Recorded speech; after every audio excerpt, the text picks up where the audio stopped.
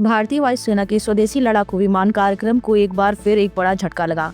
भारतीय वायुसेना का एक और तेजस फाइटर जेट हादसे का शिकार हो गया।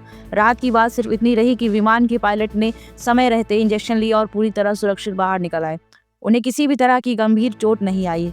हादसा उस समय हुआ जब तेजस एक रूटीन ट्रेनिंग सॉर्टी पूरी कर ऑपरेशनल एयरबेस पर लैंडिंग कर रहा था। सब कुछ सामान्य लग रहा था, लेकिन लैंडिंग में आखिरी चरण के समय अचानक तकनीकी गड़बड़ी सामने आई और विमान दुर्घटनाग्रस्त हो गया।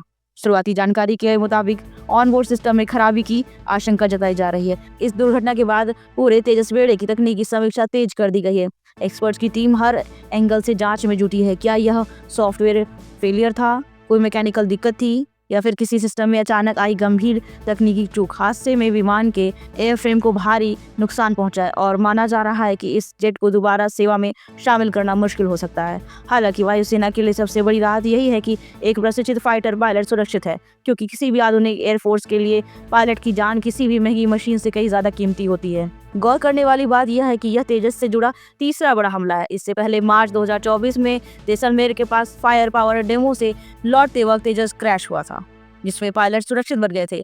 वही नवंबर में दुबई एयर शो के दौरान एक और हादसे में भारत ने अपना पायलट खोया था। इन घटनाओं ने स्वदेशी लड़ाकू विमान कार्यक्रम की विश्वसनीयता पर सवाल जरूर खड़े किए हैं। यह दुर्घटना ऐसे वक्त हुई है जब तेजस MK-1A प्रोग्राम पहले से ही देरी से जूझ रहा है। वायुसेना ने 180 MK-1A जेट्स का ऑर्डर दिया था, लेकिन डिलीवरी लगभग 2 साल पीछे चल रही है।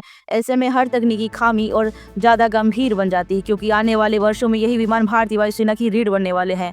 फिलहाल वायुसेना की तरफ से इस हादसे पर कोई आधिकारिक बयान जारी नहीं किया गया है, लेकिन इतना तय है कि इस घटना के बाद न सिर्फ तकनीकी समीक्षा होगी, बल्कि ऑपरेशनल प्रोटोकॉल्स को नए सिरे से परखा जाएगा। अब सबसे बड़ा सवाल यही है, क्या यह सिर्फ एक अलग अलग तकनीकी खराबी थी या फिर सिस्टम में बड़े सुधार की चेतावनी।